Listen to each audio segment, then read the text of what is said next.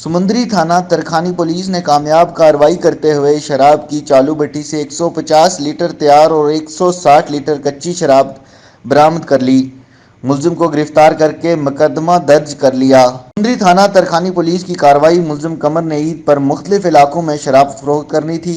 मुखबर की इत्तला पर पुलिस ने भारी नफरी के हमरा चेक नंबर 51 में दौरान रेड मुलजिम कमर को चालू भट्टी समेत गिरफ्तार कर लिया।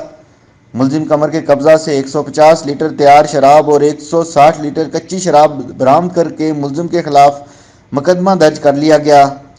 इस मौका पर थाना तरखानी पुलिस का कहना था कि जराइम पेशा अफराद के खिलाफ सख्त एक्शन होगा, मंशात फरोशों को किसी सूरत माफ नहीं करूंगा। रिपोर्ट शहजाद करीम चौधरी, नुमाइंदा जहां न्यूज़, समुंदरी फैसलाबाद।